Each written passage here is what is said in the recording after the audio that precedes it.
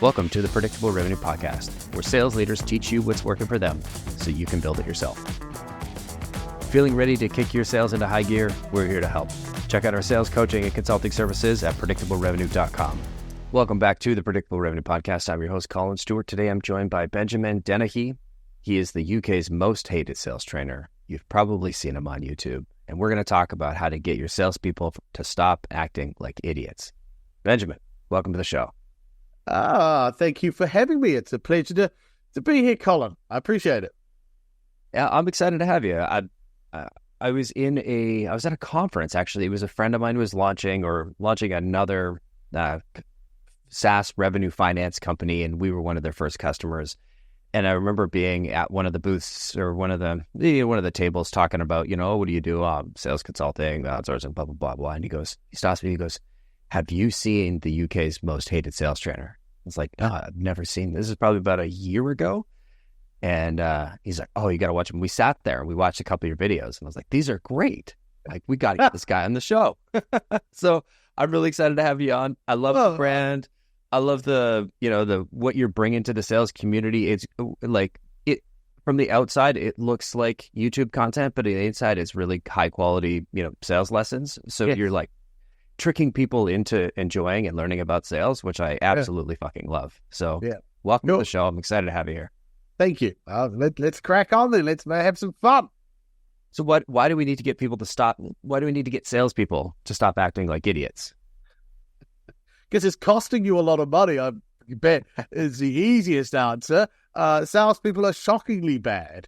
And I say this, I get a lot of people, I sometimes get a lot of flack from people who say, you're really horrible, and you say cruel things, and you're mean, and you're not doing much for their self-esteem. And it's like, I don't give a fuck, because I used to be one of these shitty, crappy salespeople. I know what it's like to be shitty and crappy, and it's a miserable existence. Selling is the worst job to be in if you're not enjoying it.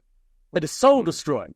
And the reason you're probably in sales is because you can't get a job anywhere else anyway.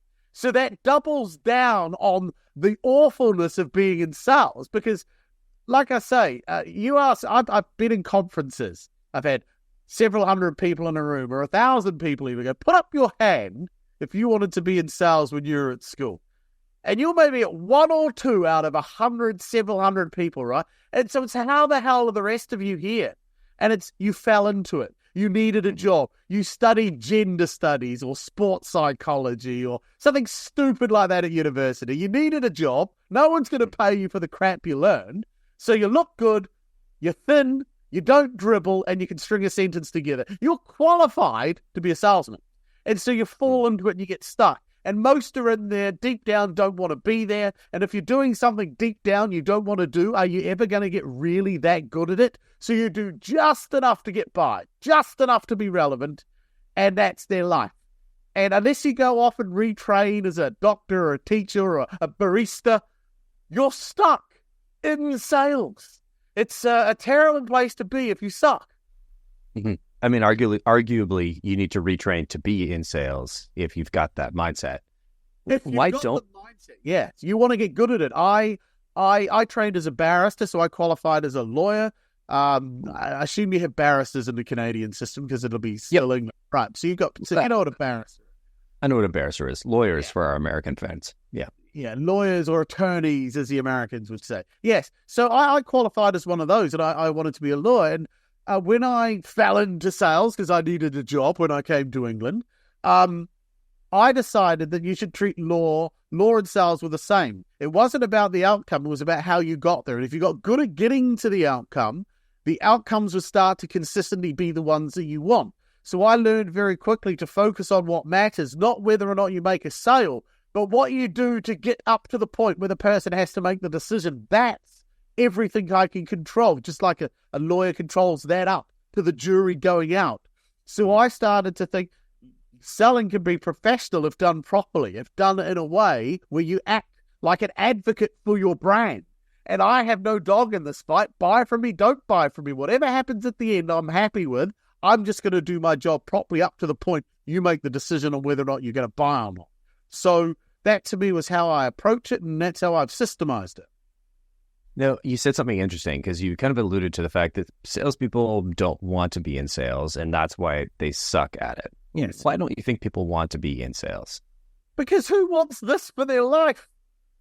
Phoning up strangers, being rejected, told you're not interested, having to argue with a stranger, trying to get money from them. And then your whole life, you've been programmed to behave and act a certain way. And the one thing you were all programmed to do was how to be a buyer. You spent your whole life learning how to be a buyer. So you watched your mum and dad buy your whole life. And you watched how they behaved. And they would lie. You know this? Your parents lied all the time.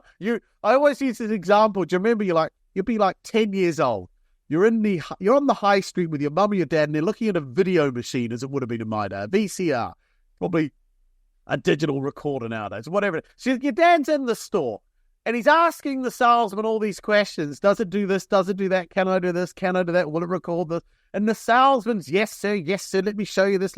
It's going well. And then it gets to the point where the salesman tries to close your dad. And he says to your dad, he goes, well, sir, shall I wrap it for you? And then your dad turns to you and says, look, I do like it. I'm going to just go away and discuss it with my wife, but I will be back.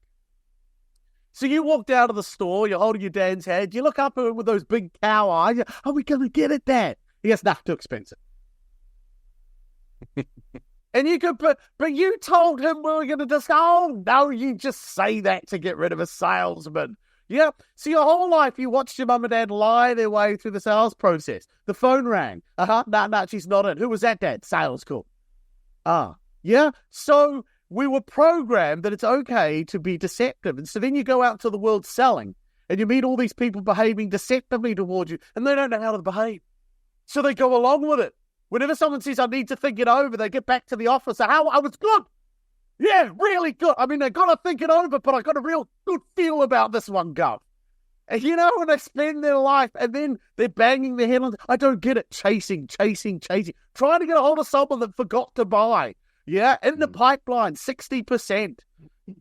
And this is what they do day in, day out. And it's miserable. Every now and then someone buys and they're like, woohoo! But as soon as that feeling's got it, straight back into this cycle of abuse, as I call it. And so I get people out of doing that. That's lovely. Because that does resonate. First question, did you ever get your VCR? No. Fair enough. We'll ship you one after this, yeah. Predictable revenue branded VCRs. a lot of what you... That's what you are, top load. We'll get you the one... that one or the split one where it's like the VCR and like Betamax on the other side, so you can split the format. Our first VCR had the remote on the cord. You remember? Oh, yeah. So there's no even laser beam. It's just the. We had a stick. We had just poked the TV with the stick. All these kids listening, like out of the chair, you just hit it with a stick. Yeah. Anyway. Yeah, we're actually 100 years old. If you're listening and wondering how old we are, yeah.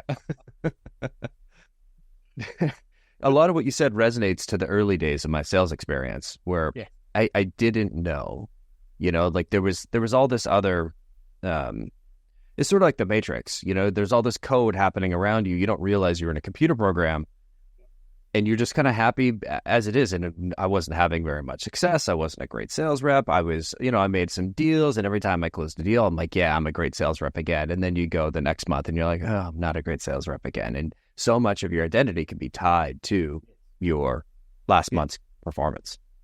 Yes. And a lot of what you're taught is you're basically taught that selling is the gift of the gab and the gift of convincing. And what you do is you get in front of somebody, do some top-line fact-finding questions to understand a little bit about needs analysis or discovery. But all it is top-line service-level stuff, and then it's present your solution in the best possible way. Have an answer to all their questions and be ready. Be professional, be courteous, be Tigger on speed almost, and just be prepared.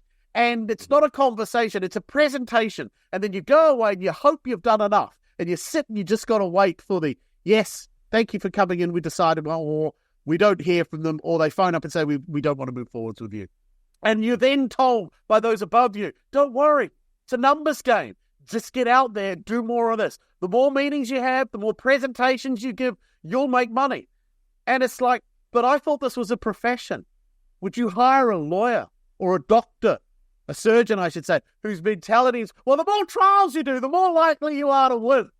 That's my strategy. Or the more people I operate on, the less people die, because statistically my numbers get better. And it's like, no, you wouldn't. But yet in sales, that's basically it in a nutshell. Why do you think it is? Why do you think it is that way? The main reason is this. This is why I got the old hat, started using this hat. Underneath this hat is a buyer. And then you go to work and you stick on a little hat that says salesman.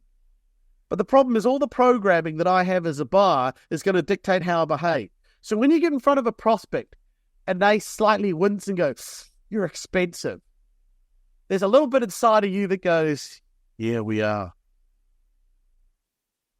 You know, someone says to you, I need to think it over. You hear your mum say, oh, I like him, because isn't that what I taught you to do? Think it over. And so when someone says I need to think, no, that's fine. So everything you do as a buyer, you let the buyer get away with, because you've technically got two buyers talking to each other. But your job isn't to be a buyer when you're in front of a prospect. It's to be a salesman. And a salesman is someone that gets someone to move from A to B. I've got to get them from A to B. If I can't get someone to make a decision, then I shouldn't be in sales, because that's what I'm doing. And we don't like making, as buyers, we don't like making decisions. We like to think we're in total control. It's my money. I decide where and when I spend it. We have this attitude because we've been taught that the person with the money is in control. But actually, I flip it. The person with the money isn't in control. The person with the solution is. Yes, you have choice, maybe, of where you go to get a solution. But if everyone refuses your money's powerless. Money only has power in mind of those that want it.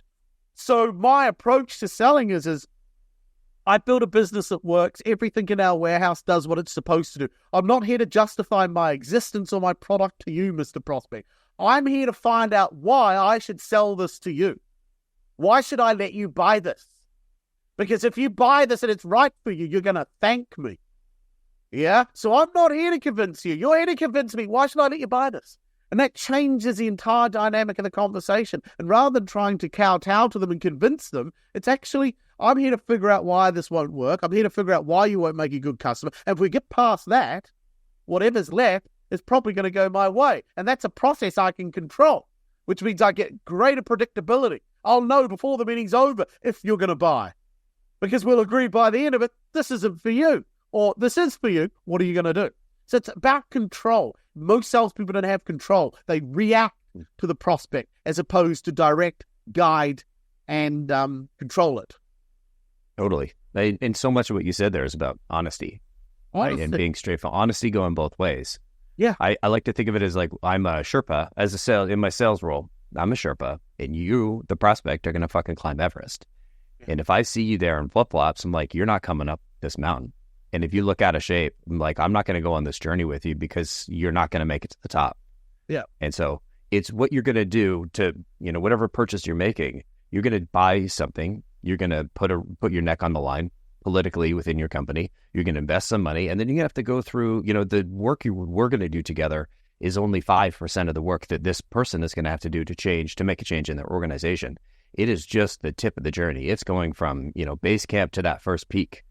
It's just a small part of the journey. And so I just want to make sure that they're going to enjoy the journey and it's going to be the right mountain that they're going to climb. And can they see it out and can they finish it? Because I don't want to start a process you can't finish, because that's a waste of my time and my resources, and it's a waste of yours. And if we could figure out sooner on that this ain't going to work, then that's best for both of us. I remove hope from the process. It's not hope. I don't want to hopefully do enough for you to buy or hopefully do the right thing. Hope has got nothing to do with this. We're going to figure it out step by step if we can get there. And if we can't, then we're just going to end it. And I don't mind if you don't buy from me. I don't need your money. I'd like it, but I don't need it. How do you get to this point? Because I agree with you, and I think you and I have a similar mindset around when we are selling something. But if I think about myself when I first started in sales, I need the money. How do you get somebody who is new in sales to this, I don't need the money mindset when they fucking need the money? It's not easy. It is a behavior. So belief and mindset follows behavior. So you can't will yourself thin. You can't just think and believe you're thin. I've been trying for a while. No, it doesn't work at all. It doesn't work. You have to actually go to the gym and hit the treadmill. You have to change your eating habits. You have to change behavior. Your behavior changes. And then after, say, 6 weeks, 2 months of following this regime of eating and doing this, what started off as a begrudging way of doing things because, I don't want to do it. Over a while, your brain starts to see the results, starts to feel better, starts to believe this stuff works. So then the belief says, no, let's keep doing this because this is working. And then what was a chore becomes part of your daily life. It becomes a habit. My habit is now going to the gym. My habit is now eating properly because if I do this, I will achieve X. And selling is exactly the same. Your mindset will follow your behavior. And so the first thing you need to start doing is behaving like you're in control. Now that is hard. You have to start changing how you talk to prospects, the types of questions you ask prospects. How deep are you going to go to get to the truth? Because that's all I just want to get to the truth. But that means asking some pretty uncomfortable questions that you'll say, I don't want to ask that. I don't think it's not appropriate to ask that. Well, then you've got to get out of your own way. You've got to start behaving like a professional. I'm not here to be your friend. I'm here to figure out whether or not I can help you. And if I have to ask you questions that make you feel uncomfortable or a little awkward, then I will. But I'm not going to hold back because I'm worried about you not liking me. I'm worried about you getting upset with me. Yeah, I control it though. And I can control when you get upset because I'll say, look, I'm going to ask you a question now. And I'm pretty sure it's going to upset you. Can I do that? And everyone will give you permission. So you control the process. So you have to control at the beginning, the middle, and the end. And I close, and everyone says, well, teach me how to close. I go, well, what do you mean by close? He gets a term. What do you mean close? Does that mean someone give you money? Does it mean they agree to move forwards? What do you mean by close? And then I mean they agree to buy. Well, again, it depends on your process of how people buy from you. It might not be 1 step. It could be 3 or 4. But what I will do is I will always get them to agree what's going to happen at the end of every interaction. So we close at the beginning. So at the end, we know it's a no or we move forwards. It's a move forwards or we do this. It's a do this or we do that. You know. So it's all about controlling, micromanaging to a degree, the steps that a buyer will go through. And that's hard to do because the prospect's wanting you to behave a certain way. Your job is come in here and tell me what I want to know. I don't want to answer all your questions. Now, if you go about this wrong, you'll upset people. You'll irritate them. You'll rub them up the wrong way. So there's a lot to finesse to make this work. It's one of the hardest things because most sales training that I received in the early days, and I can't say carte blanche, this is all sales training, but I remember I worked in small organizations and really large organizations, and most of the sales training was, this is the product. Yeah. Product, features, specs, benefits. Great. I learned how to weld in sales training. And I'm like, this is amazing. I know how to weld. I'm a terrible welder, by the way. If you've ever seen any of my work, it's awful. But I learned. About the product. I learned about what this knob does and what that knob does, which is helpful. But people can also read that in a spec sheet. Right? There was no learning about this is the sales process. This is how people buy. This is why somebody is in that situation. Right? There's this bit's missing. It's funny because whenever I get in front of an organization or an individual, well, the first questions I say, so tell me, what does your product fix? What do you actually do for people? And then they start the usual marketing. Well, we help companies. No, stop with the we help companies do. What does this fix? And then they go, well, what do you mean? What does it fix? Right now, there's somebody moaning and bitching about something. This is the solution. What are they moaning and bitching about? And then they say, again, they come back with marketing. Well, they probably want to be able to integrate their CRM. No, they're not sitting there saying, how do we integrate the CRM? What's going on in their world? And they give me an example of how the system not integrated would impact them on a day-to-day level. Oh, so for instance, when you're in a meeting and you send an email, it won't attach a PDF. Now I've got something very specific. So would they be struggling to attach documents to emails? Yes. That's what you fix. Not we help companies streamline their communications. So you've got to figure out how to talk to prospects in their language, because no one's sitting there at their desk going, what we need is to integrate our CRM system in a way that will enable our doc. No one's... What's happening is the guy said, why the fuck can't I send this? Yeah? I've seen somebody say that and do that. That's what's happening.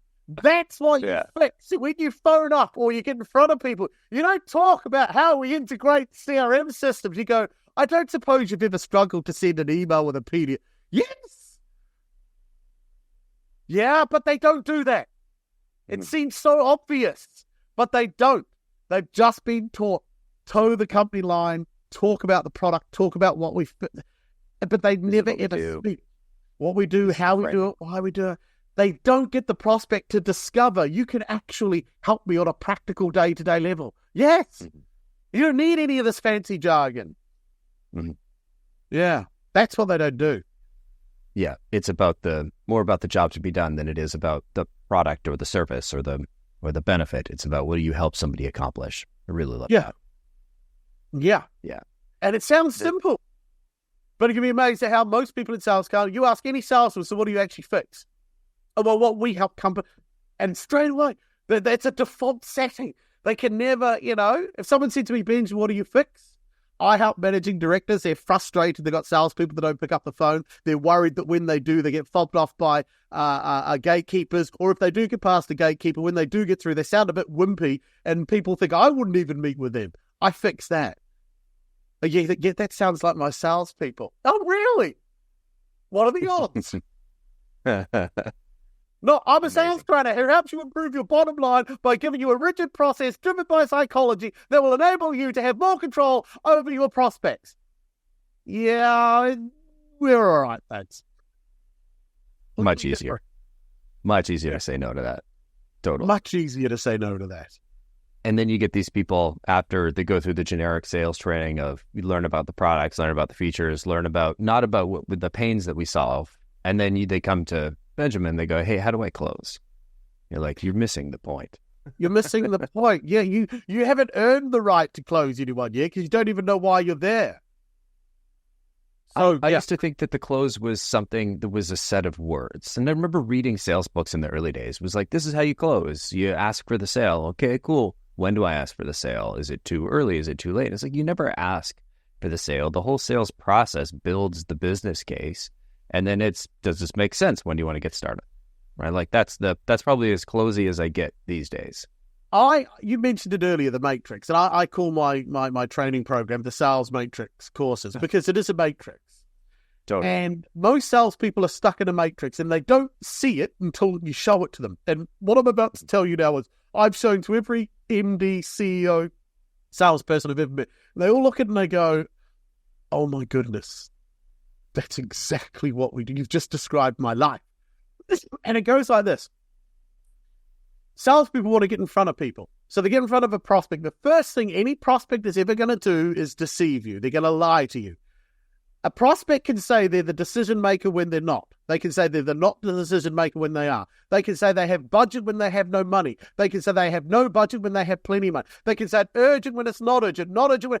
In fact, there is nothing a prospect cannot not say to a salesman. So the first thing in their system is they're going to deceive you. We're really very interested in what it is that you guys do. We'd love to have a chat with you. Why don't you come and see us? Woohoo! Bell ring, got one, yeah?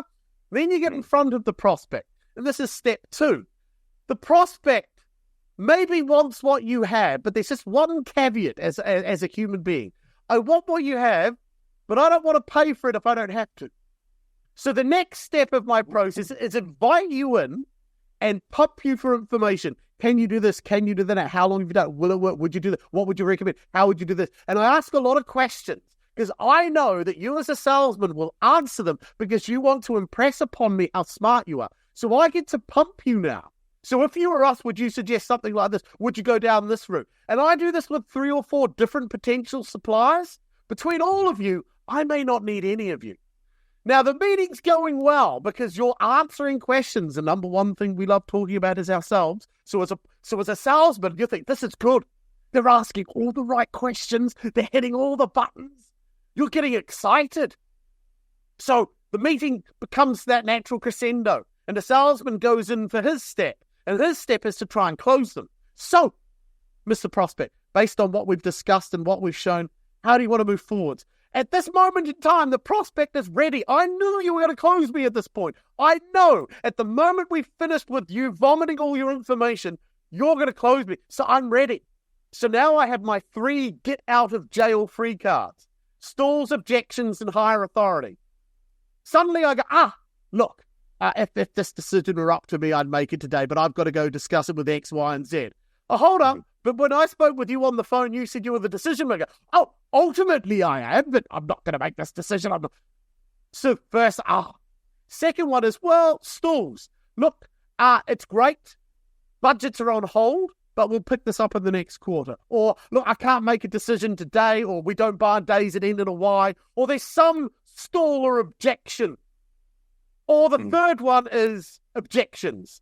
We met with ABC Company, and they're cheaper, faster, and better. What makes you different? Why would I use you? So they fire these questions at you.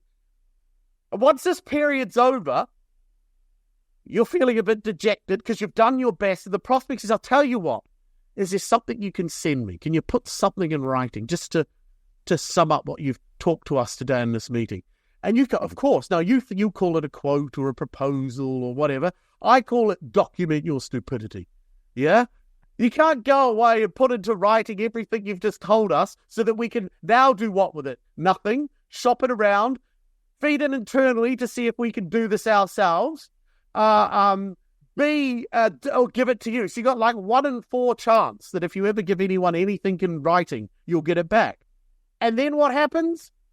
You go back to the office, you send over the proposal, and now what happens?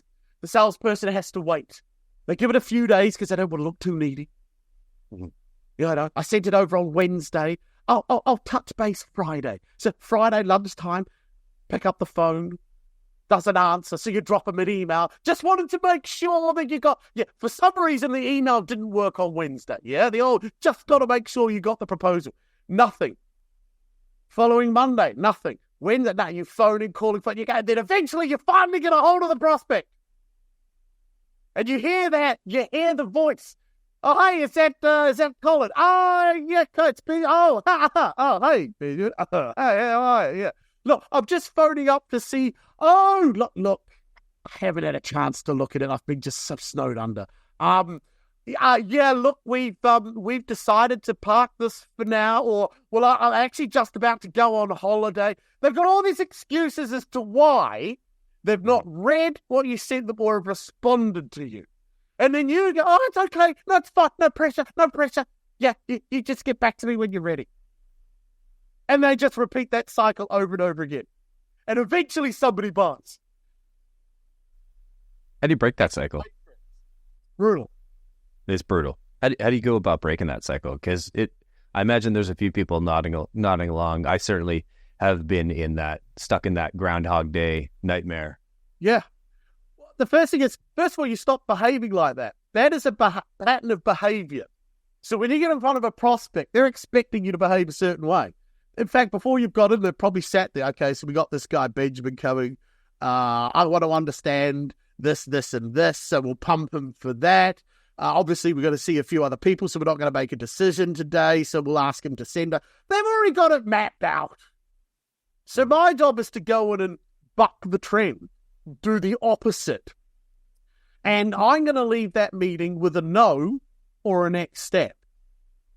That's it. This is my meeting. So I'm leaving with either a no from them or a no from me, or if we don't say no to each other, we have to agree to move forwards. And I make that clear from the beginning. And if somebody says, well, I don't want to do the next step, you say, fine, just say no at the end of the meeting, or you can ask me to leave now. See, I put the pressure where it belongs. I let the prospect know, I'd love your business, but I don't need it. But I'm not a prick about it. I'm not arrogant or rude. I'm very nurturing the way I do. I said, so look, Collin, I'll be up front. I'm not for everybody. Look, if you genuinely don't think I can help you, or you genuinely can't see me training your people, are you okay telling me no today? The only person that says to you, I can't give you a no, is a non-decision maker. So I know in the first 3 seconds I've already fucked up if I'm talking to a non-decision maker. How'd I get here? So now I have to chastise myself for getting this so wrong. But I'll deal with that later. Now, if you're the decision maker, every CEO or managing director says, of course, Benjamin, I'll give you a no. I'll tell you to fuck off if I want. Don't you worry about that. They're very confident in giving a no. And I say, great. Now, look, I'm going to ask you a lot of questions. A lot. They're going to be challenging. They're going to be uncomfortable. Can I do that? Now, I'm doing that because I'm getting permission because I'm going to do it. So I'm telling them, this is what I'm going to do. Can you let me? And they will say, it's fine. Ask whatever you need. Okay, great. And if I don't think based on your answers that I can help you, would you be upset if I said no? Can't work with you. No, I'd rather know. I'd rather know now. Okay, and last thing, if neither of us say no to each other, we need to agree a next step on how to move forwards. Can you do that? Well, it depends on whether or not we get that far. No, I get that. If we don't get that far, it's going to be a no, isn't it? Yes. If it's not a no, can we agree on it? Yes, okay, yeah. I'm not letting you give me, if you want to give me a thinking over, and I'll say that, look, what I don't want to do is get to the end of this meeting, you say, Benjamin, I've enjoyed it, but let me think it over. And I go, can I ask you a blunt question? You're a salesman, you're a businessman. In your world, 9 out of 10 times, what does I want to think it over actually mean? And they all say it means no. I said, so if you want to tell me you want to think it over, tell me no. It's not going to stop you phoning me up next week and saying I'm in, but I'm leaving with a no. Because if I don't leave with a no as a salesman, I'm going to chase. I become that vermin that nobody likes. I don't want to live that life. So if I don't get a no, I'm getting a next step. If I don't get a next step, I'm getting a no. I'm not getting an in-between. This scares the hell out of salespeople. Because a no means you got to prospect. A no means you got to find more people to sell to. A no can't go in the pipeline at 60% in hope. Life suddenly is more certain, but the certainty means I've got to do more work. Yes, you want to sit back and take fucking orders. It don't work that way. Sorry, I get a bit passionate about this because I drum this into people. And the ones that get it, get it. The ones that don't, well, fuck it. Yeah, it's hard when you have when you're closing or your disco process is a big leaky bucket, and then you aren't good at prospecting, and so it takes you so much energy just to get there. You finally got somebody live on the phone or in a meeting, and you're like, oh, I finally got one. I spent 40 hours to try and book this one single meeting. Yeah, don't screw it up. Can't screw it. So now all the pressure's on them. Got to get it right. Got to get it. So now you're attached to the outcome. So now everything you're doing up there is skewed by your selfish desire. So you're not doing your job. Would you hire a lawyer? I've got to win this case. I've got to. If I don't win this case, my career's over. You wouldn't want to hire someone that desperate. Because no. I want to win, but I want you to do your job first. And if doing your job well means we win, fine. But I don't need a desperate lawyer who's going to make mistakes and do the wrong thing or ask the wrong question out of fear or emotion. No, I want a dispassionate, unattached professional. Yeah. It feels like, when you get into that meeting, most salespeople don't know why they're there in the first place. No. They think they're there to sell or to qualify. And those are wrong. In fact, sometimes they're actually there to take an order and they don't even realize it. I'll give you a true example. I was been there. Yeah, I was in a cab going to a meeting in London. I was meeting with the CEO of a sort of software company, and I reread the email that his assistant had sent while I was in the back of the car, and I planned out the meeting. And for some reason, there's nothing specific, but there was something about the way I read it a second time that I thought, I think they've decided they want to work with me already. I wasn't sure because it wasn't explicit. And I was sitting you get that feeling. in this vehicle thinking, well, what do I do? What do I do here? And then I said, well, if you were your student, what would you say? And I said, if I was my student, I'd say, well, you need to address it straight off the bat. You need to figure out a way to get around this before the meeting starts. So we get in there, I shook his hand, we had a little bit of chit-chat, and I said, look, before we start, I said, can I ask you a really weird question? The CEO goes, of course. I said, so, and I go, I understand if you throw me out. So if I'm ever going to do something I've never done before or could upset someone, I prep it like this. I soften my way into it. I'll understand if you throw me out. He goes, it's fine, Benjamin. Just. So now I've got permission to say what I want. I said, so my question is this. Have you already decided you want to work with me and the purpose of this meeting is to figure out what that would look like? Or do I need to convince you by the end of this meeting that I am someone to work with? And he looked at me, and now I know I'm winning, because he looked at me and he looked up and he goes, that's a very good question. That's a yes. That's a very good question. He goes, and he's a CEO, so they're used to playing games. And he looked at me, he goes, let me put it this way, Benjamin. He goes, this is yours to lose. Now, that's not an answer. It's a very coded way of not giving it up. Now, I believe if you ask a question, you get the answer. So I planted my feet. I said, well, look, I appreciate that. I said, that's a great answer. I said, if we do work together, one of the first things I teach you is you can't lose something you never had. I said, so what are you telling me? And he looked at me, just smirks. He goes, yes. Actually, I do want to work with you, Benjamin. I said, so all we need to figure out by the end of this meeting is what you want to achieve, when you want to do, and can you afford my fee? He said, pretty much. I said, walked out with an order an hour later. Because there was no need to sell him on anything. Mm-hmm. So sometimes salespeople miss this. And they actually end up talking themselves out of a deal because they lack the intuitiveness or the confidence and the beliefs that you're allowed to talk to a CEO like that. You ask the average salesperson, would you have the guts?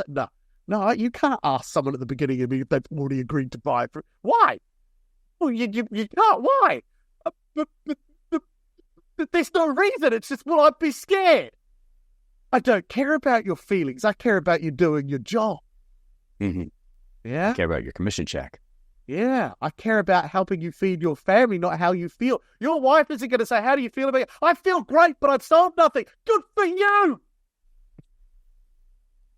In some ways, that's kind of the best mentality to bring to a sales call. It's like, you know what? It doesn't matter if I sell anything. I'm here to follow my process. And if I do a great job of my process, then the results are less important. I care more about, did I do a great job? The biggest companies in the world know this. And McDonald's doesn't sell anything. Doesn't sell a thing. Everyone in there is buying, right? And so they've designed a process designed to help you give them their money. So now you've got the automated machines. Yeah, and you don't get to go up to them and say, I'd like to try a Big Mac and I'd like a triple cheese, but I'd like to try it first, and then if I like it, I'll pay you afterwards. A 16-year-old kid with acne will tell you to fuck off. They have more authority than a salesman selling a £300,000 bit of software to a CEO. Because they know, no, we're not here to learn how you want to buy from us. You're here to buy from us the way we sell. Yeah, you're already in the building. Yeah. And we're the same, even though we're not massive retailers like McDonald's offices. When I get in front of someone, I'm not here to figure out how you want to buy from me. I'm here to explain to you what buying from me looks like. And if you're comfortable with that, fine. If you don't want to do it, fine. I don't care. That's control. That scares the hell out of salespeople, because with control comes accountability. With accountability means you have to change. Mm-hmm. If there's no accountability and no control, it wasn't your fault. It was other external forces. Not my fault, Gov. Totally. People hate that. Yeah. Well, it's a mix of the salesperson following the process and the sales leader, whoever that is, setting out a good process in the first place.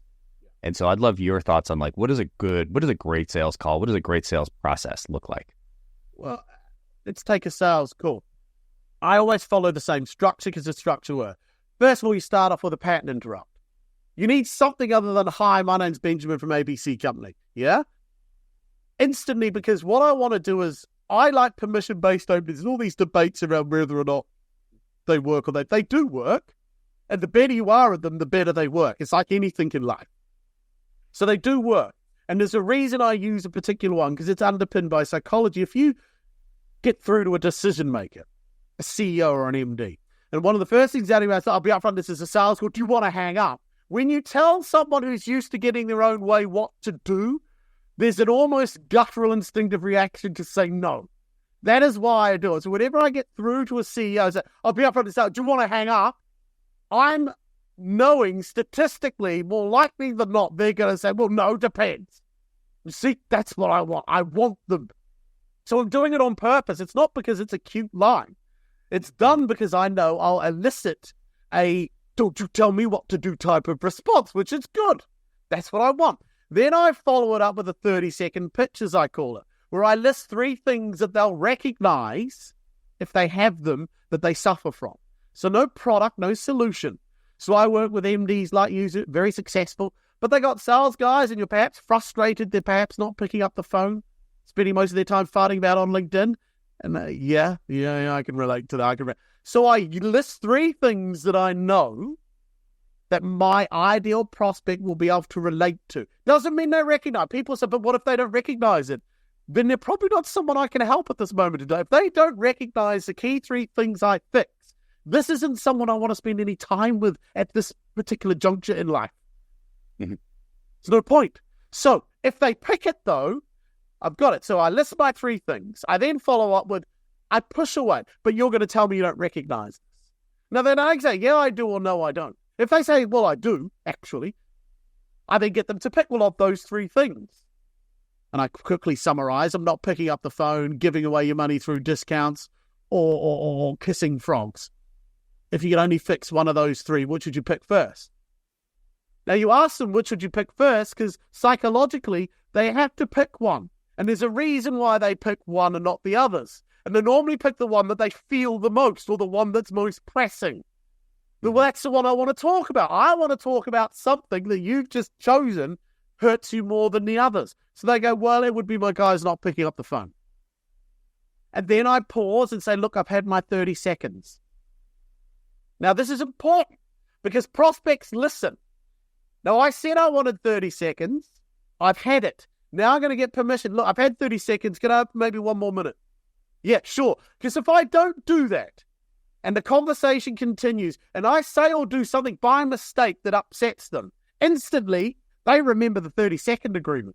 You'll be amazed how quickly they're, hey, you said this call would only go 30 seconds. We've been talking for 5 minutes now. Right? They'll use it as a get out. So I'm in total control. And then I go through 6 questions to move someone from intellect to emotion. I won't go through those questions. 6 questions. And if I get the answers to those, if they give me the answers, which most do, I can then say they've picked a problem. They've given me an example of the problem. They've told me how long they've had it. They've told me they've tried to fix it. They've told me the fix hasn't worked. They've told me it's cost them money. And they've told me it's either annoyed them or pissed them off in some way. And to top it off, they've even said they haven't given up trying to fix it. I can get all of that from 6 very simple questions. And if I get them to that point, statistically, there's a 99% chance they'll meet with me. I know that. So I only care about doing that bit right every time. Because if I get all of that right, I will get the outcome that I want. If I get to the end of my 3 pains and I say I don't recognize them, fine. The call's going to end very quickly. I want to talk to someone that says, yes, I do recognize. So the whole thing is control. It's not talk everyone into meeting. I don't want to meet people that don't have problems I can fix. It's a waste of time. Doesn't mean they're off the list, though. I can phone the same guy back in 3 months, and now he recognizes him. He didn't when I first called because he hadn't been on the sales floor, maybe. So everything I do is controlled. It's choreographed. I know when I'm going to say something. I know what they're going to say most of the time, so I have a response. So it's like a game of chess that I've mapped out, and they just don't know they're playing it. That's what it's about. Nothing I do is, as you'd say, on the fly. But it looks as if it's on the fly because it's choreographed, it's acting, it's theater, it's fun. I love that you have a little bit more structure to your calls, especially like the 6 questions around to get them from intellect to emotion, because it's very easy to say, hey, do you have this? Cool. Okay, you've got that pain. Most SDRs are going to go in for the close. We say, great, I hear you've got that pain. Let me get you booked with Paul. It's not what you're doing. You're doing one more level of building. Because so tell me everyone in sales knows this. You ask a salesman, how do people buy? They all say, well, emotionally. So why have you not designed your call to get people emotional? That's the whole purpose of a prospecting call. To get an appointment or a meeting is an outcome. The purpose is to get an individual feeling a little bit emotional about what we fix. Because if they feel it, then they're more likely than not to say, okay, maybe it's worth talking more. That's what I'm after. So that's why I structure my calls that way. There's to get the purpose, emotion. If I can't get emotion, we're not going to meet. No one intellectually buys stuff. I don't feel it, but I'm still intellectually curious, so let's have a chat. Doesn't work. And so if somebody's thinking, okay, how do I reconstruct, Benjamin's 6 questions for myself? What guidance would you give them? I'd say you go to my Sales Matrix course and you sign up and it's all in there in all its glory. Yeah? Love it. Amazing. I appreciate the sales call, the cold call kind of piece. Once you've booked this call, they've agreed to the call, they've gone through the ladder, you've got some emotion there, you're sitting in on a sales meeting. Yeah. What does a good sales meeting look like once you've got that prospect to sit down with you? So what I want to do by the end of this meeting is figure out whether or not we can move forwards. It all depends on what the next step in your process is. So for me, in the corporate world, I've only got one next step. And I say to them, look, I'll be upfront. You're not going to give me £50,000 at the end of this meeting to come and train you guys for 6 months. I said, look, I'm not going to stop you, right? But the odds of you doing it are pretty slim, aren't they? And everyone goes, yeah, I'd say they're pretty slim. So this is what the next step in my world looks like. And explain what it looks like. And they all say, I like that. That's a really good, yes. As a next step, I said, so if we get to the end of this meeting and you're comfortable, it's not a no from each other, are you happy with that? And they'll say yes. And then once I've got them agreeing they like and want the next step, then I slip in. Now, of course, I don't do that for free. And now, if we're going to fight about money, I want to fight about it early. Why would I get to the end of a sales meeting only to discover that you want to argue about money? So now I go, so that's going to cost you £6,000. Now, 3 things happen here. You get someone say, okay, that's not what I was expecting. You get someone say, okay, no, that's fine. Or you get some people say no. So I know what's going to happen. It doesn't matter what they say. If they say, yes, that's fine, I challenge it because I'm not an idiot. No one should be happy to want to give £6,000 to anybody. So then I go, really? And they go, yeah. I go, it's a lot of money. They go, yeah, but I didn't. And then they say things like, well, I didn't expect it to be free. This is good. Now I'm talking to someone who has a good concept of purchasing and money. Or they'll say, I had one CEO say to me, it's not a lot of money. I said, I think it is. He goes, Benjamin, we do 70 million a year. You see, he's saying it, not me. Normally it's a salesman arguing, but you do 70 million a year. 6,000 is not a lot of money to a company. No, I'm not going to do that. If I do that, he'll fight with me, but if I can get him to do it. So if he says yes too quickly, I challenge it. If they and ah, I get the feeling you're a bit reluctant to want to commit to that. Well, it's a lot of money. I go, I know. Can I ask you a blunt question? What were you expecting or hoping you were going to invest in order to? No, it's not that we can't. No. Look, I tell you what. If by the end of the meeting you still don't feel comfortable the next, you can still tell me no. And they go, okay. I go, but let's say it's not a no. Would you be comfortable spending $6,000 if we get that far? Can you afford it? If you can't afford it, tell me. It's nothing wrong saying we can't afford it, Benjamin. It's better we know now. So where is all the pressure now? It's not on me. Because I'm not the one with the fucking problem. So why should I feel any pressure? Right? Totally. Mm-hmm. It's on the prospect. And then the last one is if they say no. If they say no, we're not going to pay that. I say fine. I said, so we have 2 choices now. We can either continue with the meeting and you can change your mind, or you can ask me to leave. What do you want to do? If they say, I think you should leave, well, that's good. I was never going to get anything off. I've just saved myself 45 minutes. Totally. It never happened. You know, I've only once in my entire time had someone say leave. Everyone has always said, well, no, I'm still interested to do the meeting. I said, fine, I'm happy to, because I'm leaving with a no. I'll leave with a no. I'll take a no. Because I need it for me. It's not for you. This is for me. I need to keep my sanity. I'm not chasing you. I'm not going to keep, when was the last time anyone forgot to buy anything for £6,000? Never. So I'm not going to chase you to remind you to spend it. So this is incredibly uncomfortable for salespeople to do. I can't stress how terrified they get of doing this because they live in hope. Because once of the 40 times they've shown up and thrown up, somebody's bought. And so they hold on to that one example for dear life and hope it'll replicate itself. And they put up with all this shit in between. It's such a stupid way to live. I totally agree. And I've done my best to wring all of your secrets out of you. But I appreciate you got a business and people, you got a lot of a lot of what we talked about can't be taught effectively in a 45-minute podcast.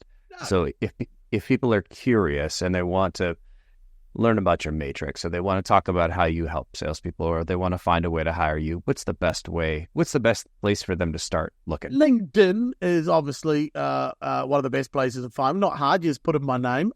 YouTube, you put in UK's most hated sales trainer.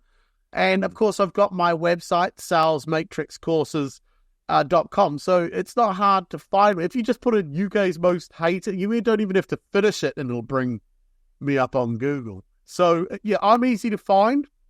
And if you want to talk to me, you've just got to be prepared to have a pretty tough conversation, because I don't want to work with people that aren't going to do what I teach, because it's a waste of my time and it's a waste of your time and money. I want to know I'm working with someone that's actually genuinely going to go out and do it and take the risk and grow the pair that's required.